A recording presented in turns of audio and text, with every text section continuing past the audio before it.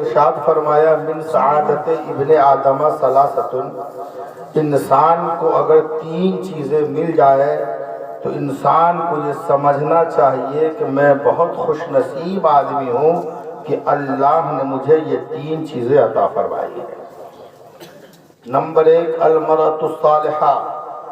اگر انسان کو نیک بیوی مل جائے تو انسان یہ سوچے کہ اللہ نے مجھ پر بہت بڑا فضل فرمایا ہے کہ مجھے نیک بیوی کی شکل میں ایک خاتون عطا فرما دیا ہے۔ دوسرے نمبر پہ آپ نے فرمایا المرأۃ الصالحہ، نیک بیوی، والمرکب الصالح والمسکن الصالح، بیوی نیک ہے، نیک فطرت ہے، خدمتگار ہے، فرما بردار ہے، آپ کی ہر بات مانتی ہے، لیکن آپ کے پاس رہنے کے لیے گھر نہیں ہے،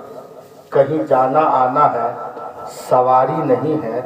تو نیک بیوی آپ کو ملی یہ سعادت تو ہے،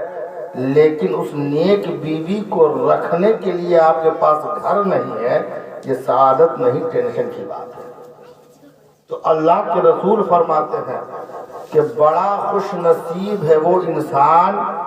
جس کے پاس اچھا گھر بھی ہو، اچھی سواری بھی ہو، اور ہم سفر کی شکل میں ایک نیک خاتون بھی اللہ اسے عطا فرماتے ہیں۔ اور آگے آپ نے فرمایا وَمِن شقاوت ابن آدم ثلاثۃ، جس طرح انسان کی نیک بختی یہ ہے کہ اسے تین چیزیں مل جائے، اسی طرح انسان کی بدبختی یہ ہے کہ اسے یہ تین چیزیں مل جائے۔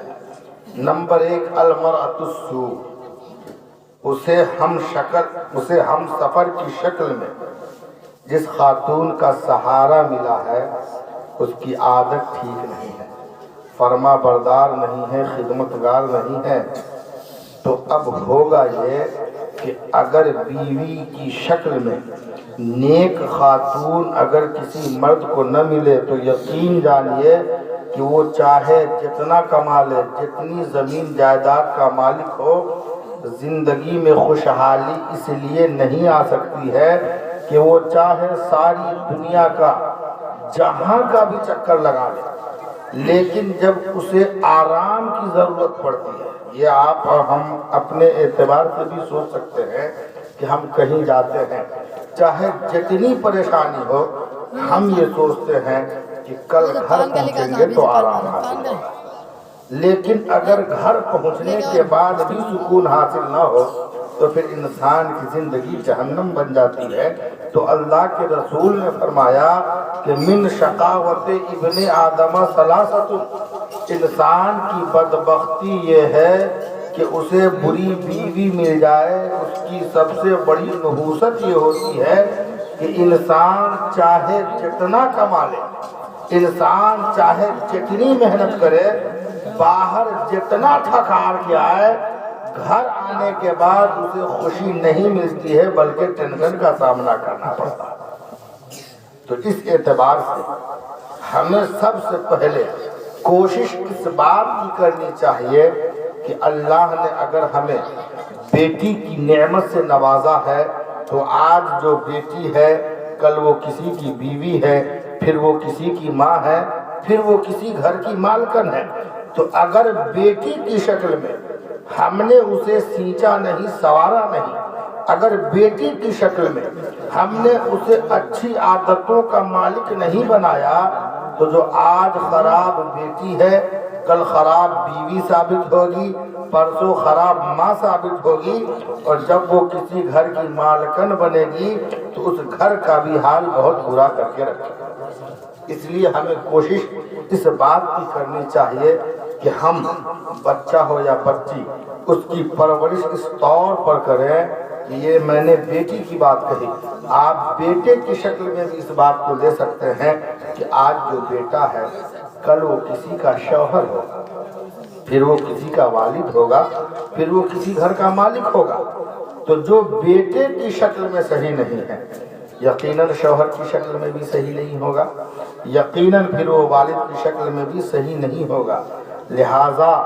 اگر ہم یہ چاہتے ہیں کہ ہم اپنی ذمہ داری پوری کرنے کے بعد چین و سکون اور اطمینان سے رہیں تو ہمیں یہ کرنا پڑے گا اور کرنا چاہیے کہ ہم جس طرح بہت ساری باتوں پر دھیان دیتے ہیں، جس طرح ہمارا دھیان کاروبار پر ہے، جس طرح ہمارا دھیان زمین و جائیداد پر ہے، اس سب سے بڑھ کر ہمیں اپنی اولاد پر دھیان دینا چاہیے۔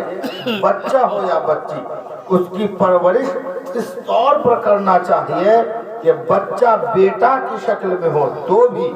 شوہر کی شکل میں ہو تو بھی، اور والد کی شکل میں ہو تو بھی، اسی طرح بیٹی کی شکل میں ہو بیٹی تو بھی، بیوی کی شکل میں ہو تو بھی، ماں کی شکل میں ہو تو بھی، یعنی بیٹا چاہے جس شکل میں ہو باپ کا نام روشن کرے، بیٹی چاہے جس شکل میں ہو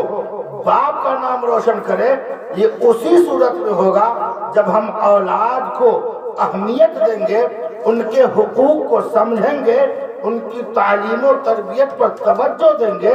آپ تاریخ کا مطالعہ کر لیں، جنہوں نے بھی اپنے بچوں کی اس طور پہ پرورش کی ہے، یقیناً ان کے بچوں نے اپنے والدین کا نام روشن کیا ہے۔ ایک حدیث پاک میں ہے کہ اللہ کے رسول نے فرمایا، الا اخبرکم برجالکم فی الجنہ۔ اللہ کے رسول نے ارشاد فرمایا کہ کیا میں تمہیں یہ خبر نہ دے دوں کہ مردوں میں کون کون جنت میں جائیں گے؟ ظاہر سی بات ہے، یہ ایسا سوال ہے کہ کون نہیں جاننا چاہے گا۔ صحابہ کرام نے عرض کیا، قلنا بلا یا رسول اللہ، ہم نے عرض کیا ہے اللہ کے رسول کیوں نہیں؟ تو اللہ کے رسول نے فرمایا، النبی فی الجنہ، جو نبی ہیں وہ جنت میں جائیں گے، والصدیق فی الجنہ، جو صدیق ہے وہ جنت میں جائیں گے، والرجل یزور اخاہ فی ناحیۃ المصر لا یزورہ الا للہ فی الجنہ۔ اگر مجمع میں کوئی ایسا شخص ہے جو اس گاؤں سے کسی دوسرے گاؤں کا سفر کرتا ہے، اس سے وجہ پوچھی جائے کہ سفر کیوں کر رہے ہو، فلاں شخص کے پاس کیوں جا رہے ہو، کیا کچھ بقایا ہے، کیا کوئی کاروباری معاملہ ہے، کیا کوئی قرض وغیرہ ہے، معاملہ کیا ہے، ملنے کیوں جا رہے ہو؟ تو وہ شخص جواب دے کہ نہیں، کوئی بقایا نہیں ہے، کوئی کاروباری معاملہ نہیں ہے، کوئی زمین و جائیداد کا معاملہ نہیں ہے، بلکہ میں اس سے محبت کرتا ہوں اور اپنے کسی مقصد اور غرض کی وجہ سے نہیں کرتا ہوں، بلکہ میں فقط اس سے اللہ کے لیے محبت کرتا ہوں۔ تو اللہ کے رسول نے فرمایا کہ جو بندہ کسی دوسرے بندے سے صرف اللہ کی رضا کے لیے محبت کرے گا تو اللہ اس بندے کو بھی جنت عطا فرمائے گا۔ پھر اللہ کے رسول نے فرمایا، الا اخبرکم بنسائکم فی الجنہ، اے جماعت صحابہ، کیا میں تمہیں یہ نہ بتاؤں کہ عورتوں میں کون جنت میں جائے گی؟ قلنا بلا یا رسول اللہ، ہم نے عرض کیا کیوں نہیں ہے اللہ کے رسول، ضرور ارشاد فرمائیے کہ عورتوں میں کون جنت میں جائے گی؟ تو اللہ کے رسول نے فرمایا، ودودن، جو بیوی اپنے شوہر سے محبت کرتی ہوگی وہ بیوی جنت میں جائے گی۔ پھر فرمایا، ودودن، جو عورت بچہ پیدا کرنے سے کتراتی نہیں ہوگی، یعنی 1 2 3 کے بعد شوہر کو مجبور نہیں کرتی ہوگی، بلا وجہ بغیر کسی مرض کے نسبندی نہیں کرواتی ہوگی، تو اللہ کے رسول نے فرمایا کہ وہ عورت بھی جنت میں جائے گی۔ اور تیسری بات جو اللہ کے رسول نے فرمایا، میں چاہتا ہوں کہ اس بات کو آپ زیادہ غور سے سنیں۔ اللہ کے رسول نے فرمایا، اذا غضبت او اسیء الیہا او غضب زوجها قالت هذه یدی فی یدک لا اکتحل بغمز حتی ترضا۔ تیسری کون سی عورت ہے جو جنت میں جائے گی؟ تو اللہ کے رسول نے فرمایا، وہ عورت جب اسے غصہ آ جائے۔ عورتوں کو لامحالہ غصہ زیادہ آتا ہے، اب یا تو گھریلو ٹینشن رہتا ہے، گھریلو کام کاج رہتا ہے، یا پھر نہ جانے کیا بات ہے۔ عام طور پہ ایسا ہوتا ہے کہ انہیں غصہ آتا ہے۔ تو حدیث پاک میں اللہ کے رسول نے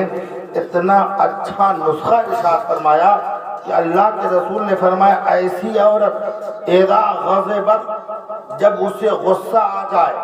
اور اسے الیہا، اس کا شوہر اس کے ساتھ بدتمیزی کرے، اس کا شوہر اپنے کسی حرکت سے اسے ناراض کر دے، او غضب زوجہا، یا شوہر ہی بیوی سے ناراض ہو جائے۔ تین صورتیں ہیں، یا تو بیوی کو غصہ آ جائے، خود ہی کسی معاملے کی وجہ سے غصے میں ہے، شوہر سے بات چیت نہیں ہے، دونوں میں بلا وجہ کی جدائیگی ہے، یا شوہر نے بیوی کے ساتھ کوئی ایسی حرکت کی ہے، کوئی ایسا کام کیا ہے، کوئی ایسی بات کہہ دی ہے جس کی وجہ سے بیوی کا دل ٹوٹ گیا ہے، او غضب زوجہا، یا شوہر ہی ناراض ہو گیا ہے،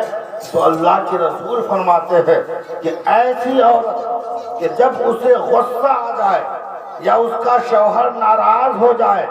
تو ایسے عالم میں بیوی یہ نہ کہے کہ میں بڑے گھر کی لڑکی ہوں، یا میرے والد ایسے ہیں، میرے پاس اتنی زمین و جائیداد ہے، بلکہ جب غصہ اسے آ جائے، جب اس کے ساتھ بدسلوکی کی جائے، یا جب اس کا شوہر ناراض ہو جائے، تو اپنے شوہر کے ہاتھ کو پکڑ لے اور کہے ہذہ یدی فی یدک، دیکھیے مجھے غصہ آ گیا ہے، آپ مجھ سے غصہ ہو گئے ہیں، ہذہ یدی فی یدک،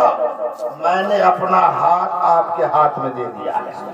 اب ذرا سا غور کیجئے کہ غصے کے عالم میں اگر انسان زبان نہ چلائے اور شوہر کے ہاتھ میں جا کر ہاتھ دے دے، ابھی میں کسی پر ناراض ہونے لگوں، وہ آ کے ہم سے مصافحہ کرنے لگے، تو آپ سمجھ سکتے ہیں اس بات کو کہ یقیناً میرے غصے میں کمی ہو گئی، یقیناً۔ اور اگر سامنے والا آ کر، میں اس پر ناراض ہو رہا ہوں، اور سامنے والا آ کر مجھے دو اچھی باتیں بول دے، تو یقیناً میرے غصے میں اور کمی آئے گی۔ تو اللہ کے رسول فرماتے ہیں کہ اگر شوہر بیوی میں جھگڑا ہو جائے،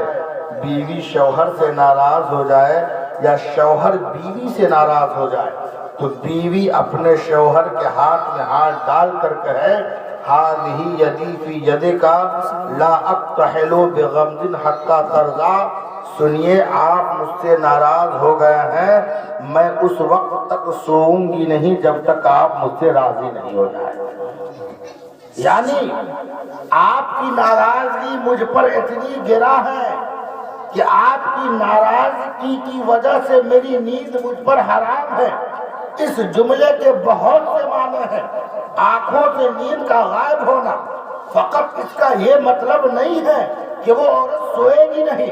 بلکہ اس کا مطلب ہے کہ وہ پریشان رہے گی، شوہر کی رضامندی کے لیے بے قرار رہے گی۔ تو اللہ کے رسول فرماتے ہیں کہ اگر کسی عورت میں یہ صفت ہے کہ اگر اس کا شوہر ناراض ہو جائے اور وہ عورت اپنے شوہر کو راضی کرنے کی کوشش کرے،